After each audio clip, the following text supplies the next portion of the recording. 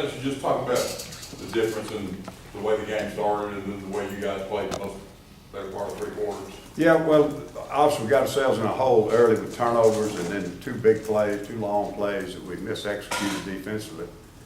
And I think our players deserve a lot of credit for, fighting through all that. But it's not a good formula for trying to win a ball game in Baton Rouge. And, preface any comments I make today about our team, LSU is a very good football team. Probably a lot better up front than we anticipated. And I thought they played extremely well, but again, we were sometimes our own worst enemy. And the long run on the short yardage play was the one that really hurt because we had a good series, get them in 3rd and 2, and let that thing break through and then hit out the perimeter. So I just think our kids deserve a lot of credit for fighting back, but it's really, that put us in a tough situation. Did you change anything, scheme-wise? No, well, mainly we were playing 5 defensive linemen in our short yardage package, trying to get bigger people out there, obviously because of their personnel. And it looked good all week in practice, but frankly, their offensive line out-executed us. And we had some issues with it that wouldn't feel comfortable, so we got out of it. Second half just went back to some other things we've been doing in short yardage. And didn't play well in short yardage overall. And then when they ran their 2 tight ends, what we call 22, 2 backs and 2 tight ends, we wanted to use that personnel grouping a lot for that also, even when they used it in normal downs, and had to get away from that. I just thought the player, we finally got them settled down on some formations and what was coming off of them, and they just played a little bit better the second half. Got some pressure on the quarterback a little bit better. How much was that the plan to really attack and put pressure on Mettenberger? Well, we didn't have a big pressure package. We tried to mix it up and drop 8 and bring a little bit of pressure as a mixture. Got a good play out of dropping 8 one time and running again in the beginning of the 4th quarter, and 2 guys, wander out of the coverage in their zone, bust the coverage, and give up a 32-yard touchdown. So there were some good things. There's some good things we can build on. But again, we still make some mistakes that are self-inflicted with assignments, things that have been covered, and we just got to get more consistent on it. Ellis, there was a play with the tight end down the seam in the 4th quarter. He was just wide open. What happened on that one? Yeah, we did base coverage, and we failed to make the proper adjustment for the trips formation and didn't have it covered. Who had that middle third? I'm not going to get into all that. Anybody else? Yeah. Go ahead. Anybody, after you read the film, have a pretty good game on defense? McKenzie had a bunch of production. It was one of those when he was good, he was very, very good, and when he was bad, it was just something, how could you do that? But he had a bunch of tackles. I had him for about 5 tackles for loss. Had a sack. First time I've seen somebody really get on the edge and make a one-on-one pass rush move and make the turn and get the quarterback. But he had some mental errors that were really things that could really be hurtful to us. So I don't say he had a great game, but he had a very productive game. Thought the corners played extremely well. Each one of them had one bad play in the game that really hurt us, but I thought they held up in coverage for the most part extremely well, especially man. Doesn't think anybody had any kind of an outstanding game. You believe that, this week, you think this is well timed for your guys, considering some of the, as you said, missed assignments? Well, it's more than that. We physically are beat up. We've been through musical chairs on defense and still are going through it. I've got guys even that are playing in games, are practicing 1.5 days a week. We've got guys that are missing. An open day could have helped us earlier, but I think it is a very good time for it now. And obviously the missed assignments and all that, that's something that needs to be corrected. There will be absolutely 0 carryover from LSU to Ole Miss. Totally different systems. And we did work a lot of corrections today because down the road we'll be back in some of those schemes. But there'll be almost no carryover to the Ole Miss game. But we do need to work on cleaning up some of those busted assignments. To that musical chairs you speak of, Chris Davis initially goes down. You didn't expect him to miss any time. Now he's missed 2 games. What is the latest with him? Well, it's day to day. A lot of these things we're having are like ankles and strains and stuff like that. It's not a broken bone or surgery, so it's just, how quick do they come back off of rehab. I'm going to be optimistic and certainly say we're going to have it for that next ball game. And whether they'll get to work much this week, I don't know. It's just day to day. And Craig Sanders? Don't know anything about Craig. I'm not sure how his is coming along. Ellis, as far as using Brandon King yesterday, it seemed like he was out there with Threezy a bunch. What was he kind of doing with the role? Freezy had a neck stinger. Had about 2 or 3 instances with it during the course of the game. And Brandon came in, did a pretty good job for his first time with a lot of reps in a big-time college game. That's certainly going to help him down the road. They made a couple of mistakes, had a busted alignment, but that experience hopefully will help him. How have you seen the young defensive linemen come along, Montravius, Carl, Elijah? How have they come along so far? They're doing well. Montravius, I think, is right now just, he's right there neck and neck with our starters, but still just a little bit, has to learn what to do, a few assignment things, to keep him behind. Physically, though, he's playing good. Elijah's getting in on pass situation downs quite a bit. He might be as good a one-on-one pass rusher as we have. Got great first step, good power. Can use him inside or outside. And Carl played a few snaps the other night. Carl's been good. And they just continue to progress. That's an area, where we've gotten some guys back, and now all of a sudden we've got a lot of competition. Justin Delaney's had a couple of really good games. Darius has played good for us in spots.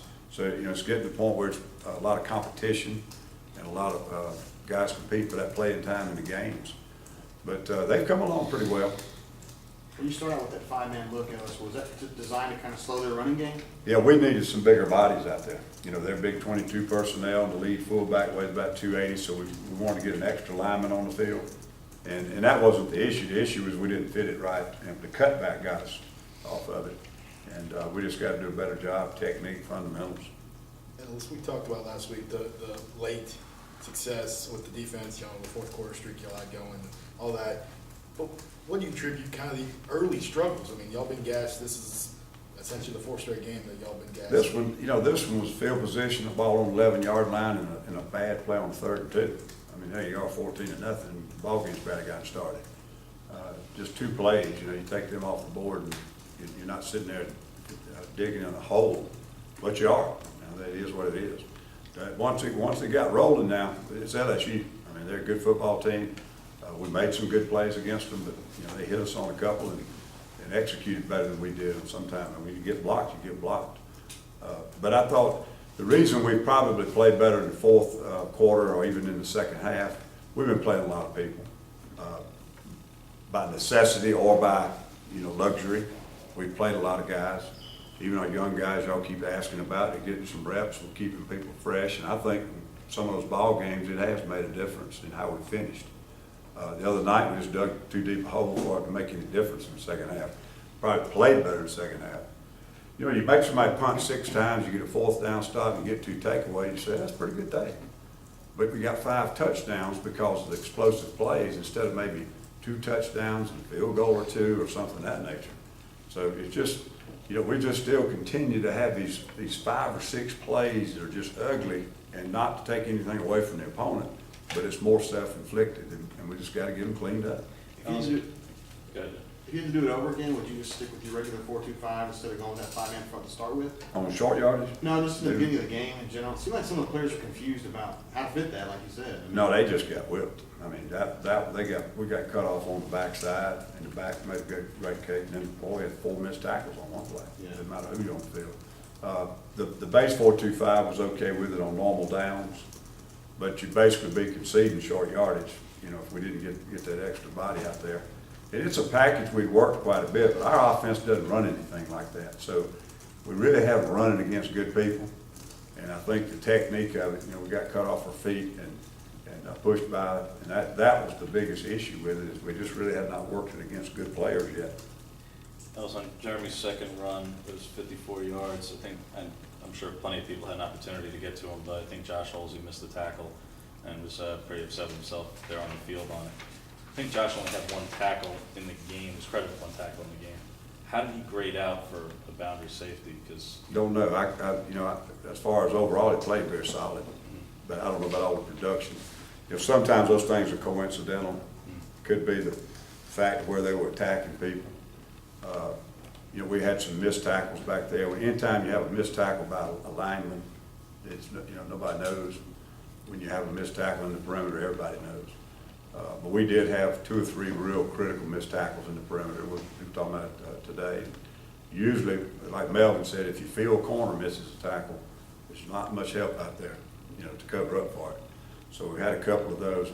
Really, the one on the long run you're talking about, we brought a gap blitz, and it popped, and the DBs took bad angles, just overran it.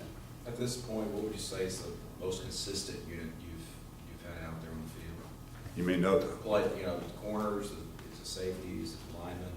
You mean which position? Yeah, position group, yeah. That'd be hard to say. I think our secondary probably has been the most productive overall and the most steady. But as a group, no question, I think they probably played the best. We put a lot of stress on them. We played a lot of man coverage against Washington State. We played the people like Arkansas State with all these crazy adjustments. So they really probably had if it's possible to say this, they probably had more on their back than any other position group, and I think they probably played really well. Ellis, you mentioned Justin Dwayne. He's been kind of off the radar since he's been here, really. When did he kind of come on your radar that you thought he could help? The second ball game, he made some really good plays, and Rodney felt like he was coming to a situation where he's one of our best pass rushers.